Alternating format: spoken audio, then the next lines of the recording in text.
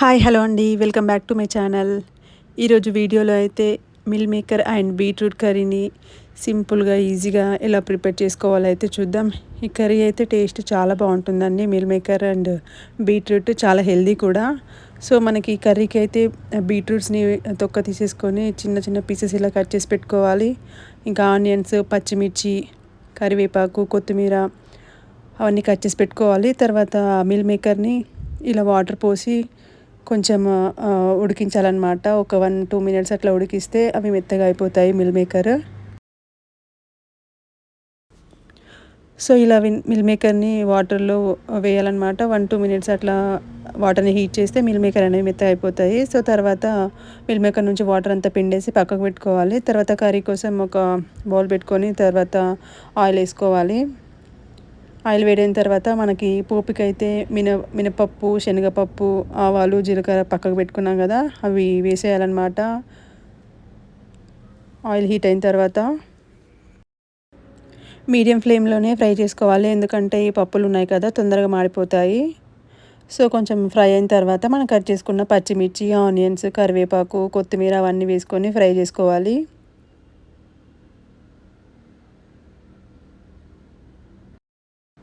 So ఈ beetroot curry ఎవరికైనా బాగుంటుందండి. చిన్న పిల్లలకైనా పెద్ద పిల్లలకైనా హెల్దీ అనమాట. సో బీట్రూట్లో అయితే మనకి చాలా బెనిఫిట్స్ ఉన్నాయి. బీట్రూట్ తింటే మనకి బ్లడ్లో హిమోగ్లోబిన్ కంటెంట్ అనేది పెరుగుతుంది. సో చిన్నపిల్లలు బీట్రూట్ డైరెక్ట్గా తినకపోతే ఇలా కర్రీ చేసి మిల్ మేకర్ వేసి అలా ఇస్తే ఈజీగా తినేస్తారు. సో అందుకోసమే నేను ఇలా కర్రీ ట్రై చేస్తున్నాను. సో అవన్నీ ఫ్రై అయిన తర్వాత కొంచెం పసుపు వేసుకోవాలి.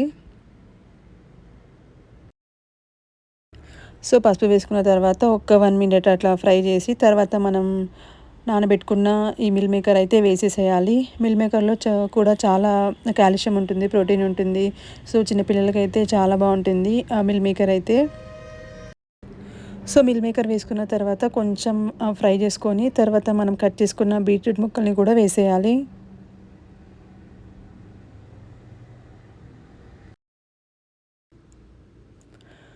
So meal maker, beetroot at a time fry అయిపోతాయి అన్నమాట. రెండు ఒకేసారి వేసుకొని ఫ్రై చేసుకోవాలి.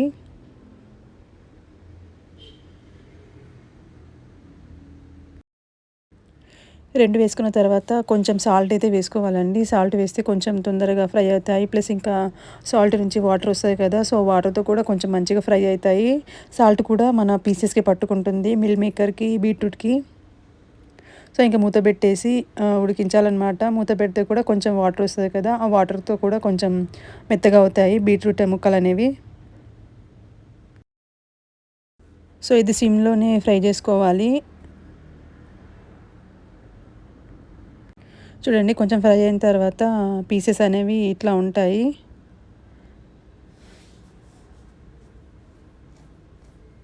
ఇంకా నెక్స్ట్ మనకి కర్రీలోకి ధనియాల పొడి వేసుకోవాలి.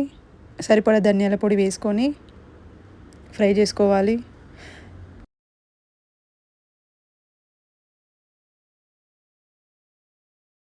ధనియాల పొడి వేసిన తర్వాత మొత్తం ఈ పొడి అనేది పీసెస్కి పట్టేటట్లు మంచిగా కలుపుకొని మళ్ళీ ఒక 2 మినిట్స్ అట్లా మూత పెట్టేసుకొని ఫ్రై చేసుకోవాలి. సో మనకి వేపుడులా కావాలంటే దీంట్లో వాటర్ వేయకుండా కూడా చేసుకోవచ్చు. మనకు కర్రీలా కావాలంటే కొంచెం వాటర్ వేసుకోవాలి. సో ఇక్కడ నేనైతే కొంచెం కుడక పొడి వేస్తున్నాను. పొడి వేసిన తర్వాత కొంచెం మంచిగా మిక్స్ చేసుకొని మళ్ళీ మూత పెట్టి ఒక 5 మినిట్స్ అట్లా ఫ్రై చేసుకోవాలి సిమ్లోనే. తర్వాత కారం వేసుకోవాలి. లాస్ట్లో కారం వేసుకున్న తర్వాత మంచి కలిపేసి మళ్ళీ ఒక 1 మినిట్ అట్లా ఫ్రై చేసుకోవాలి.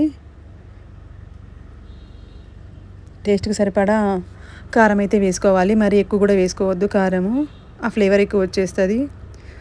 సో ఇట్లా ఉంటుంది. కొంచెం ఫ్రై అయిన తర్వాత ఇంకా పీసెస్ ఉడకకపోతే మనకు కావాల్సినంత వాటర్ వేసుకొని ఉడికించుకోవాలి. పిల్లలకు తినడం కష్టం కదా, కొంచెం వాటర్ వేస్తే కొంచెం స్మూత్గా అవుతాయి పీసెస్ అనేవి. సో వాటర్ వేసి మళ్ళీ ఉడికించాలన్నమాట ఉడికే వరకు. సో చూడండి ఇట్లా అవుతుంది లాస్ట్కి. So meal maker beetroot curry అయితే రెడీ అయిపోయిందండి. సో ఒకసారి మీరు ట్రై చేయండి, టేస్ట్ అయితే చాలా బాగుంది. ఇదండి video. Hope you like the video. Like, share, subscribe to my channel. పక్కనే ఉన్న బెల్ ఐకాన్ని ప్రెస్ చేయండి.